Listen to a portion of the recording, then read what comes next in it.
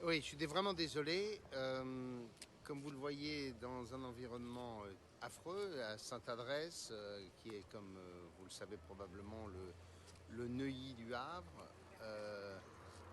je suis amené à vous dire quelques mots dans la mesure où, malheureusement, ou heureusement, je suis de mariage.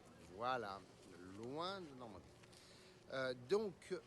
Juste vous dire que vous avez bien fait de choisir la Normandie, qui est pleinement, totalement, complètement dans le message que nous essayons de faire passer. Il y a l'écologie combattante, l'écologie de la décroissance, où d'ailleurs je vous permets de vous signaler qu'il n'y a aucun modèle économétrique existant.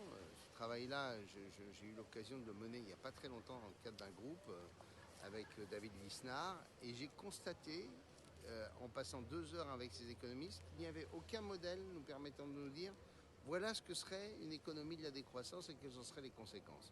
Donc il y a ce combat qui d'ailleurs amène à être dans un modèle de posture, c'est-à-dire que, en clair, au nom de la protection de l'environnement, au nom du combat contre la lutte contre le réchauffement climatique, on est amené à avoir des postures politiques que je trouve assez comparables à la période qui a été celle du maoïsme triomphant, où on avait absolument le droit de tout faire au nom de cette doctrine.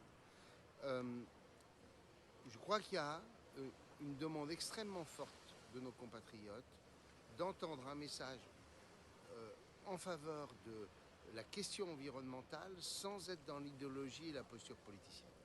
Et j'espère qu'à travers le mouvement que vous avez créé, que vous cherchez à développer, eh bien, on puisse faire entendre cette voix. Ce que j'appelle, moi, l'écologie, vous l'appelez l'écologie positive, je l'appelle ça l'écologie pragmatique. Et c'est cette écologie pragmatique que nous défendons dans la région et que nous devons défendre auprès de nos compatriotes. Oui, défendre la croissance, le pouvoir d'achat, c'est pas contradictoire avec défendre l'environnement. Oui, on a proposé un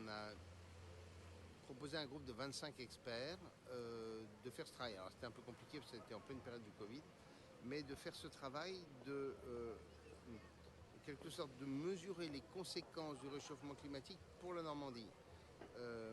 Quelles sont les conséquences sur l'agriculture, quelles sont les évolutions et les adaptations que nous devons d'ores et déjà engager, quelles sont les perspectives en matière de trait de côte, quelles sont les politiques que nous pouvons mener pour, en quelque sorte, porter nous aussi au maximum la décarbonation de notre activité. Ce qui nous a amené à produire toute une série de propositions et d'actions. Désormais, les services de la région ont l'obligation de passer au tamis de la lutte contre le réchauffement climatique toutes les politiques qu'elles mènent. Et donc désormais, on a déjà arbitré avec Hubert une centaine de propositions. L'idée, c'est que désormais, chaque action de la région soit observée à l'aune des conclusions du GIEC et des deux figures qui ont présidé ce GIEC, Benoît Léniel, qui fait partie du GIEC international, et Stéphane Costa, qui est un des universitaires les plus connus sur la question du trait de côte. Écoutez, nous, on a décidé de participer à cette question stratégique qui est la décarbonation de l'économie, la décarbonation industrielle, d'où le projet par exemple ZIBAC sur la vallée de la Seine que j'imagine Hubert vous décrira, qui est un des grands projets de décarbonation, notamment de toute l'industrie pétrochimique.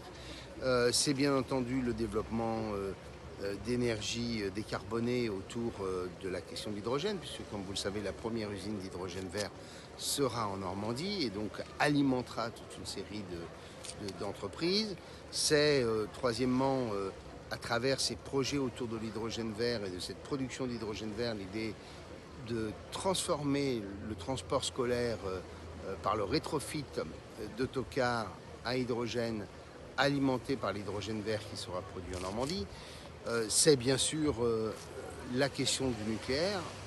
Nous portons auprès d'EDF ce projet de construction du deuxième EPR. Alors je sais bien qu'il peut y avoir des débats chez vous, mais nous pensons que compte tenu de l'augmentation des besoins d'électricité, il nous faut développer l'énergie nucléaire.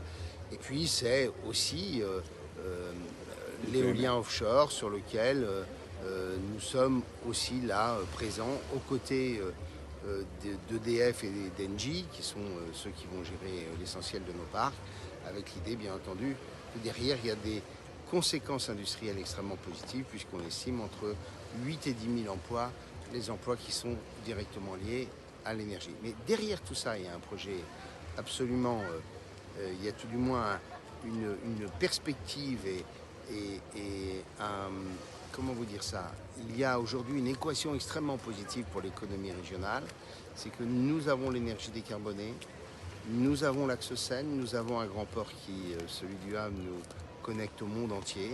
Et donc aujourd'hui, avec cette énergie décarbonée, avec la Seine permettant du transport massifié, avec le grand port maritime, avec un écosystème industriel, je rappelle que nous sommes la première région industrielle de France en termes de pourcentage du PIB industriel, 21%, eh bien, nous accueillons aujourd'hui toute une série d'entreprises qui ont là un spot leur permettant d'aller, elles aussi, vers une énergie, vers une production complètement décarbonée dans quelques années.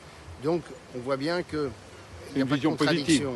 C'est positif, c'est concret, ça crée de la valeur ajoutée et en même temps, ça participe au combat que nous avons tous en commun.